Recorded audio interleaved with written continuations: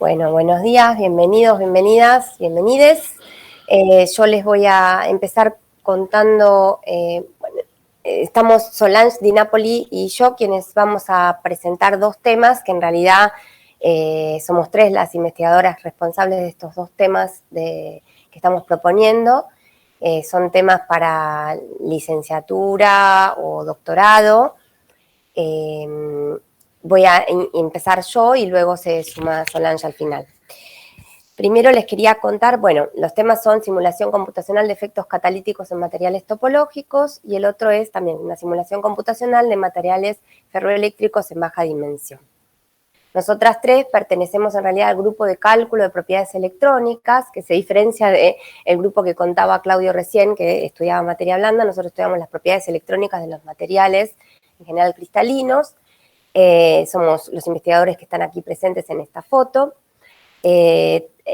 Hacemos trabajo entre nosotros, pero también tenemos bastantes trabajos en colaboración con grupos experimentales, varios del Departamento de Física de Materia Condensada, o de otras instituciones del país o en el exterior.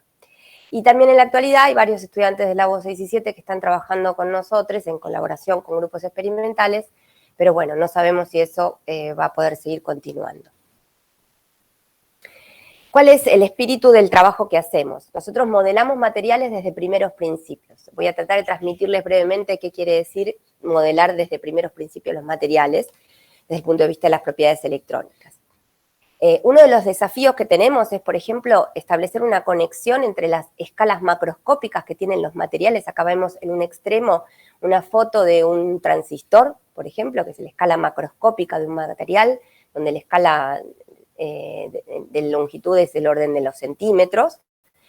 Y luego, en el otro extremo, tenemos las propiedades microscópicas de los electrones, donde acá tenemos, por ejemplo, unas bandas electrónicas o una densidad de carga electrónica. Este sería un contour plot de una densidad de carga electrónica, donde estos serían los iones del material y esto las líneas de carga constante, de densidad de carga constante electrónica. Y la idea es poder establecer una conexión entre estas escalas tan distintas. Esta escala de los electrones están en el orden del Armstrong, porque es la distancia típica que tienen los iones en un material cristalino. Luego tenemos las intermedios entre estas escalas, tenemos las interfaces de superficies, de granos, que conforman la escala atómica, la interfaz entre granos, que están en la escala de los nanómetros. Luego tenemos la escala mesoscópica, que sería más los granos en sí, que está en la escala de los micrómetros, y finalmente la macroscópica, la de los dispositivos. Este sería uno de los desafíos, poder establecer, estudiando las propiedades electrónicas de los materiales, poder establecer conjeturas o explicar fenómenos que ocurren a escala macroscópica. Luego están los desafíos de la curiosidad propia científica de poder entender las propiedades físicas de los materiales en sí, poder descubrir nuevos fenómenos sin saber por el momento con qué aplicación tecnológica pueden estar linkeadas. Hacemos ciencia básica también, o sea, sobre todo ciencia básica, y tratamos de hacer encontrar aplicaciones de las propiedades que medimos, estudiamos, en dispositivos o sistemas que tengan aplicaciones tecnológicas.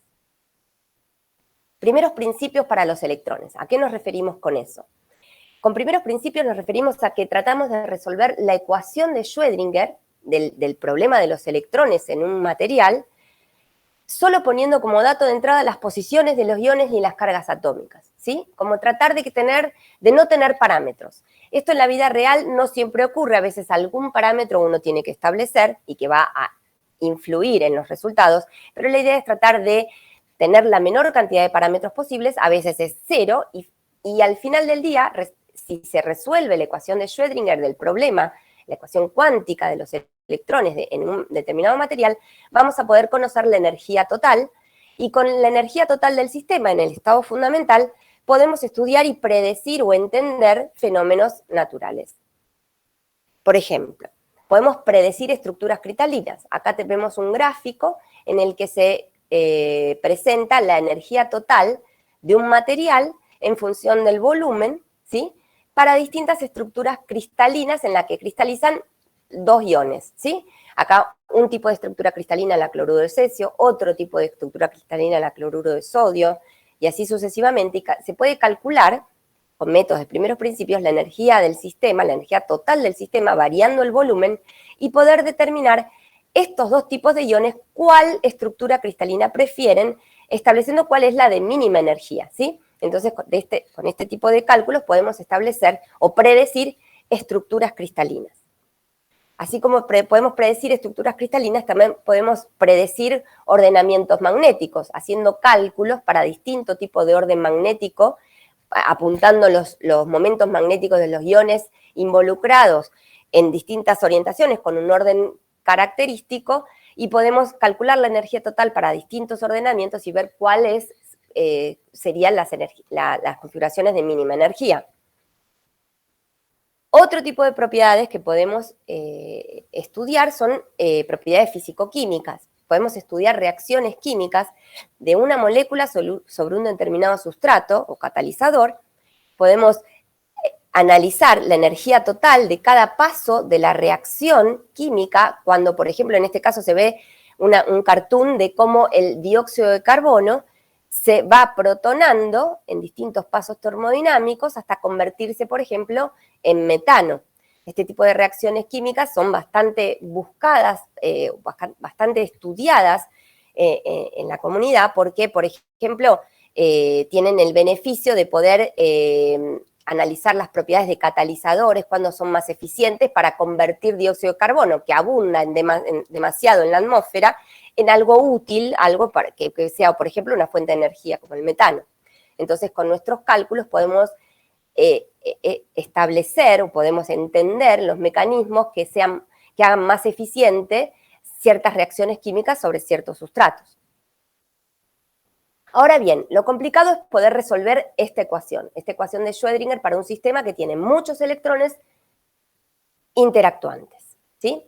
Bueno, para estudiar los electrones en un cristal necesitamos apelar al concepto de bandas, que es algo que nosotros, los que estudiamos propiedades electrónicas, trabajamos mucho.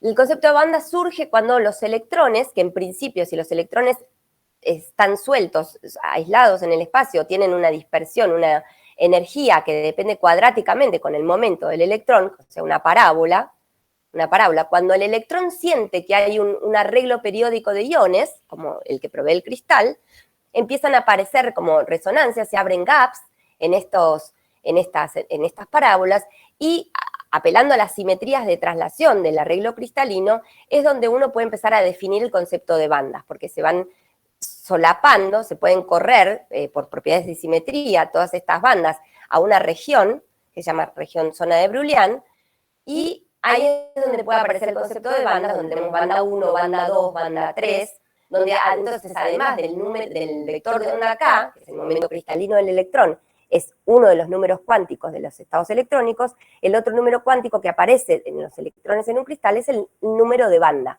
O sea, para determinar la energía de un electrón necesito conocer cuál es su momento cristalino y en qué banda estoy. Si estoy en la primera, la energía es más baja, si estoy en la segunda es más alta, etcétera, etcétera.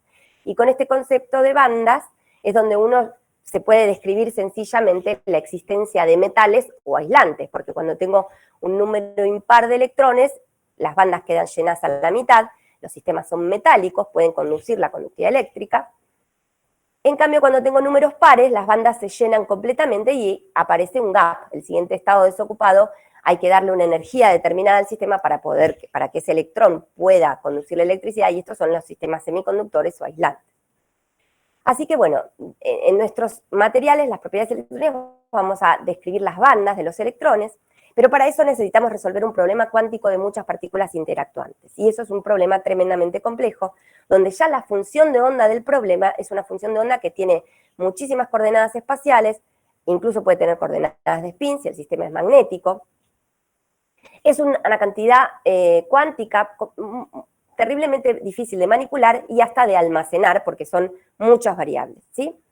Entonces, nosotros hacemos cálculos que están basados en lo que se llama la teoría de la funcional densidad, que es una teoría que logró desentenderse de poder obtener la función de onda del sistema y trabajar con la densidad de carga electrónica del problema, y es una teoría que establece la manera de poder calcular la energía total del sistema sin necesidad de conocer cuál es la función de onda de todas las variables.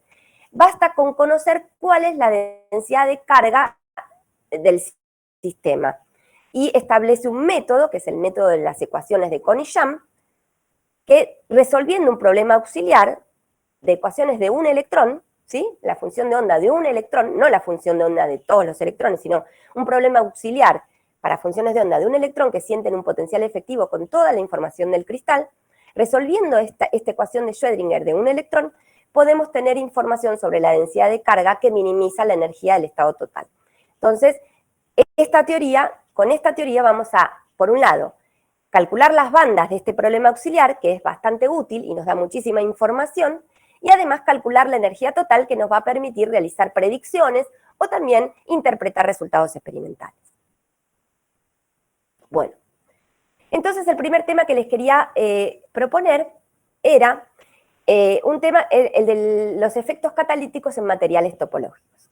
Por un lado, la catálisis como tal, el efecto de la catálisis, que da cuenta, la catálisis es la aceleración de reacciones químicas debido a un material que actúa como catalizador. Un material, por alguna razón, acelera una reacción química por algún proceso de transferencia de carga, que es óptimo en la interacción entre esa molécula y ese catalizador. El catalizador es otro material. Entonces, los catalizadores aceleran reacciones químicas y fomentan, por ejemplo, la conversión de una molécula en otra, mediante algún otro tipo de, por ejemplo, en este caso, como les había contado, mediante protones que andan sueltos en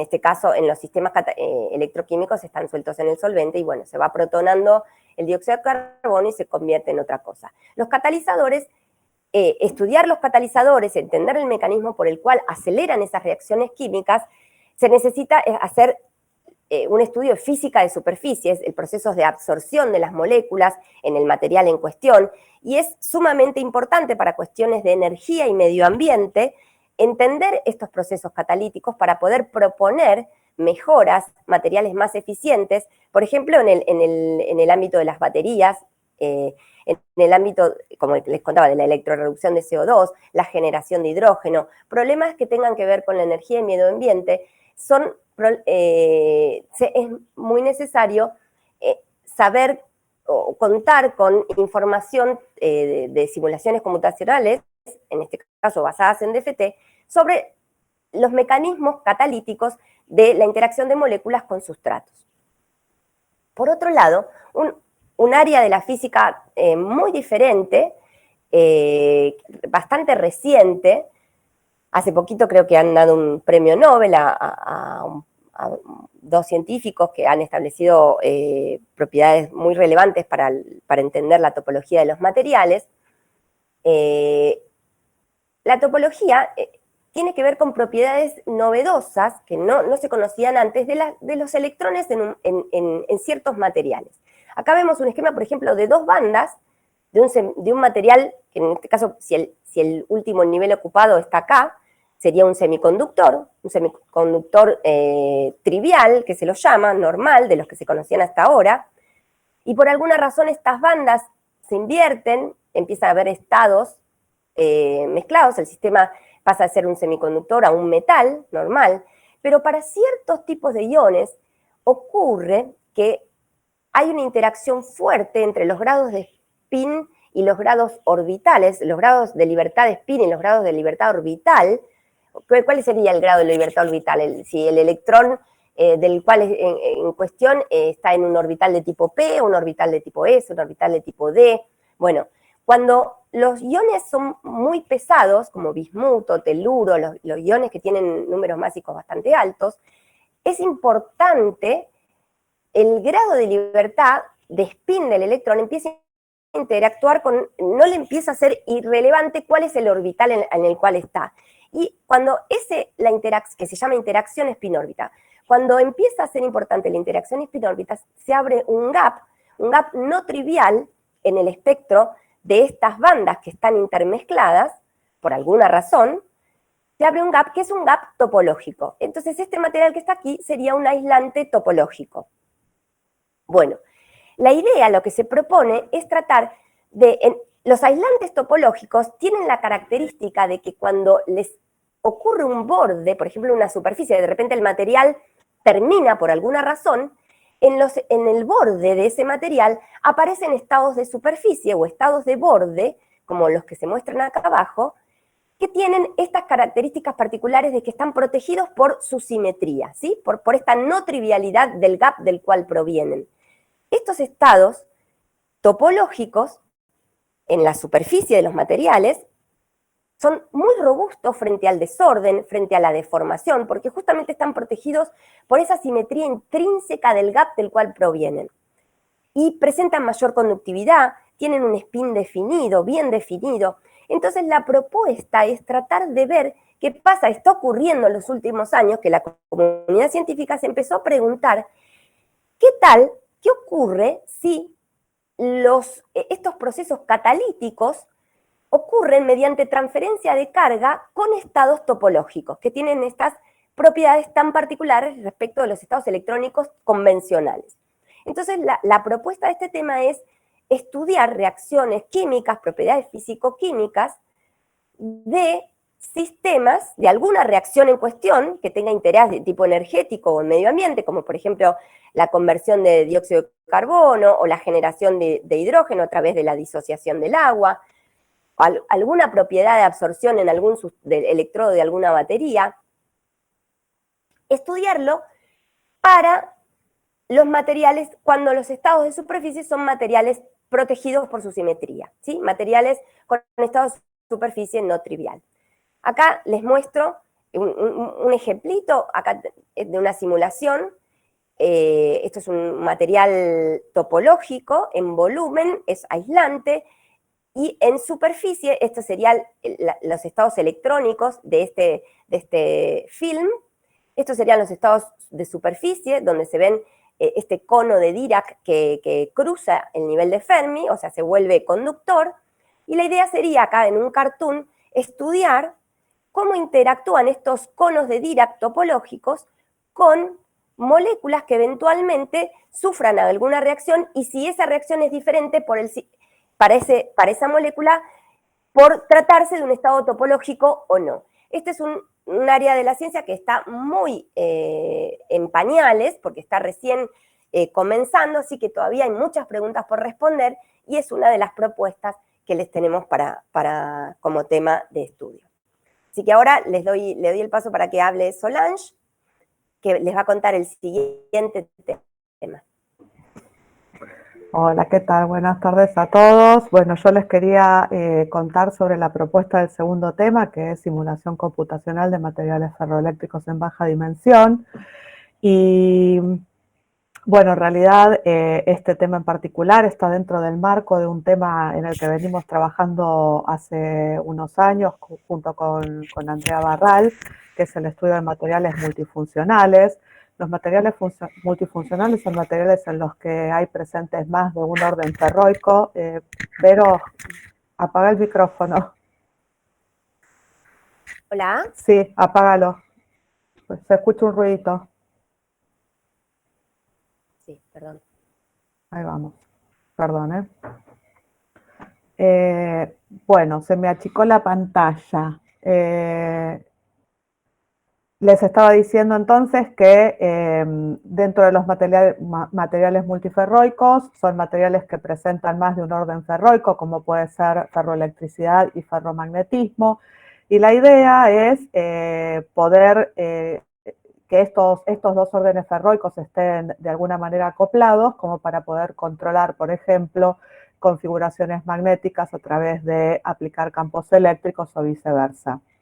En la naturaleza hay pocos materiales que tengan presentes los dos o más órdenes ferroicos en forma simultánea, y en general además estos órdenes no están altamente acoplados porque en general provienen como de distintas subredes dentro del mismo material. Entonces, desde hace unos años lo que se hace es tratar de buscar materiales que se formen en heteroestructuras, donde uno de los materiales puede ser un material ferroeléctrico y el otro ferromagnético o antiferromagnético, en donde el acoplamiento magnetoeléctrico viene dado a través de la interfaz. Ahí Vero les está mostrando que, por ejemplo, en una interfaz uno lo que puede tener es que si la polarización eléctrica del material ferroeléctrico apunta para un lado, cambia la configuración magnética respecto de si la polarización eléctrica apunta para el otro lado. Entonces, lo que se busca es formar heteroestructuras en donde este acoplamiento a través de la interfase sea lo más grande posible.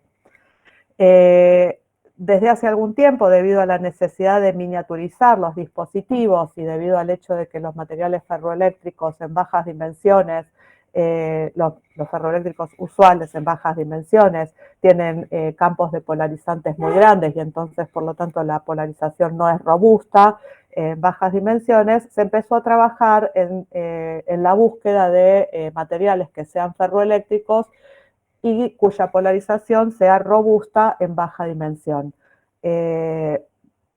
Entonces se buscan, no, sí, un poquito más en la anterior. Se buscan materiales que además sean fácilmente integrales a la electrónica del silicio. Una de las propuestas que se dio hace poquitos años es usar como estos materiales ferroeléctricos en baja dimensión a las estructuras laminares de tipo Van der Waals.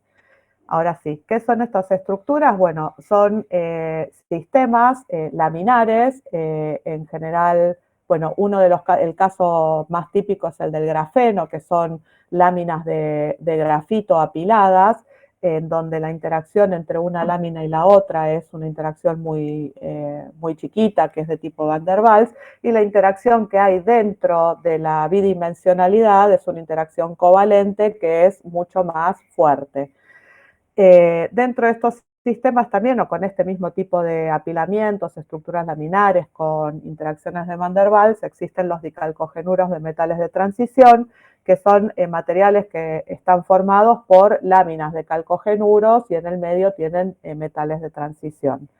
Lo que se vio hace poquito tiempo, tanto experimental como predicciones teóricas, es que dependiendo de cómo se apilan estos materiales, uno puede romper la simetría de inversión espacial, que es la que da origen a que pueda existir una polarización eléctrica. De hecho, en la figurita de abajo se ve una curva de histéresis de polarización eléctrica en donde el dicalcogenuro de metal de transición está integrado en un circuito que está basado en la electrónica del silicio y en el cual uno puede cambiar la dirección de la polarización eléctrica a través de electrodos. Entonces, la idea es proponer estudiar dentro del marco de, en un futuro, pensar en materiales multifuncionales, en heteroestructuras multifuncionales, estudiar mediante cálculos basados en DFT la ferroelectricidad en estructuras de este tipo de materiales laminares de Van der Waals. Así que bueno, nada, dejamos acá nuestros contactos, el de Andrea, el de Vero y el mío. Cualquier cosa, cualquier duda que tengan o si quieren que profundicemos un poco más en las propuestas, nos pueden contactar. Gracias.